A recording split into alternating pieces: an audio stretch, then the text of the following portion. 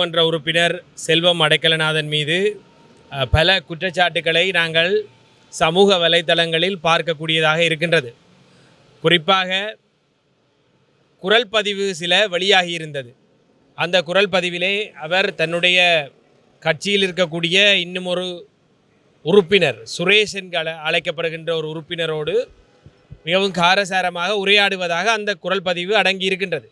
அது அவரது குரல் என்று பலராலும் சொல்லப்படுகின்றது. அந்த குரல் பதிவிலே பல்வேறு விடயங்கள் பேசப்படுகின்றது. அந்த சுரேஷ் என்கின்ற நபர் அச்சுறுத்தப்படுகின்றார். அதன் பின்னர் சில நாட்களின் பின்னர் சுரேஷ் நீர்கொழும்பு பகுதியிலே தற்கொலை செய்திருப்பதாக ஒரு தகவல் வருகின்றது. அங்கு அவர் தூக்கு மாட்டியபடி இறந்து காணப்பட்டிருக்கின்றார். இதன் பிற்பாடு இந்த விடயங்கள் தொடர்பாக மேலும் பல்வேறு சர்ச்சைகள் சமூக வலைதளங்களில் பரவி கொண்டிருக்கின்றது.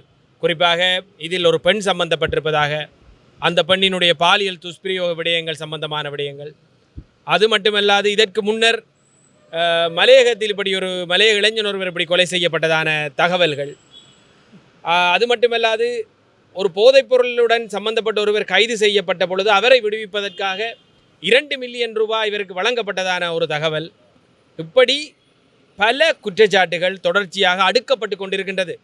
எனவே இந்த குற்றச்சாட்டுகள் தொடர்பாக யாரும் வெளிப்படையாக பேசுவதற்கு தயாராக இல்லை. தேசிய மக்கள் சக்தியினுடைய பாராளுமன்ற உறுப்பினர்களும் சரி, ஏனையோரும் சரி, இந்த குற்றச்சாட்டுகளை பெரிதாக கண்டுகொள்வதாக இல்லை. எனவேதான் இது தொடர்பான விடயங்களையும் இந்த குரல் பதிவையும் நான் குற்றப்புலனாய்வு திணைக்களத்திற்கு வழங்கி இந்த விடயத்தை இந்த அடிப்படையில் விசாரணையை மேற்கொள்ளுமாறு நான் அவர்களுக்கு கோரிக்கை விடுப்பதற்காக இன்று இங்கு வருகை தந்திருக்கின்றேன். ஏனென்றால் குறிப்பிட்ட நபரினுடைய அந்த தற்கொலையா அது கொலையா என்பது தொடர்பான விசாரணை ஒன்று தேவைப்படுகின்றது.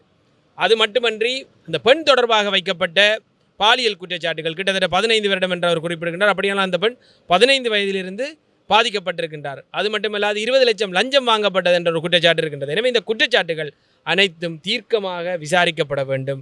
ஏனென்றால் மக்களை பிரதிநிதித்துவம் செய்கின்ற ஒருவர் ஒரு பாரிய குற்றச்சாட்டிலே இருக்கின்றார். இந்த குற்றச்சாட்டுகள் உண்மையானவையா என்பது தொடர்பாகவும், குறிப்பிட்ட சுரேஷ் என்கின்ற நபரினுடைய தற்கொலை அது கொலையா அல்லது தற்கொலையா, அதற்கு பின்னணி என்ன, அதற்கு முன்னல் அச்சுறுத்தப்பட்ட அந்த குரல் பதிவு செல்வம் அடைக்கலநாதனுடையதா என்பது தொடர்பாக எல்லாம் பாரிய விசாரணைகளை மேற்கொள்ள வேண்டிய தேவை இருப்பதாக நான் இன்று விடயங்களை கூறுவதற்கு வந்திருக்கின்றேன். அது மட்டுமல்லாது அவர்களது குரல் பதிவடங்கிய இருவட்டுகள், ஏனைய தகவல்கள், ஏனைய சிலர் எனக்கு வழங்கிய தகவல்களையும் நான் இங்கு தருவதற்கு வந்திருக்கின்றேன். அது மட்டுமல்ல, இது எங்களுடைய அரசியல் செயற்பாட்டில் ஒரு முதன்மையான விடயம் அல்ல. ஆனாலும் நாங்கள் இதனை இங்கு தெரிவிப்பதற்கான காரணம் என்னவென்றால், இதனை செய்ய வேண்டியவர்கள், இதற்கு பொறுப்பாக இருக்க வேண்டியவர்கள் யாரும் இந்த வேலையை செய்வதற்கு தயாராக இல்லை.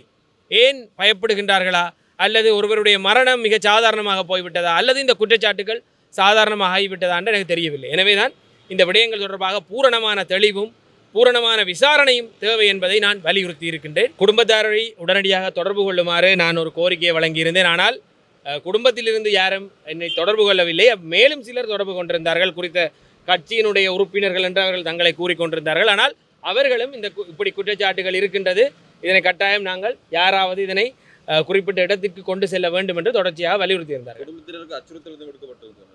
குடும்பத்தினருக்கு பயம் இருக்கலாம் என்று நான் கருதுகின்றேன். என்றால் அவர்கள் யாரும் இது தொடர்பான எந்த ஒரு கருத்தையும் இன்று வரை எங்களுக்கு தெரிவிக்கவில்லை. சுரேஷ் எப்போ இறந்தார், எப்போ காணாமல் போனார்?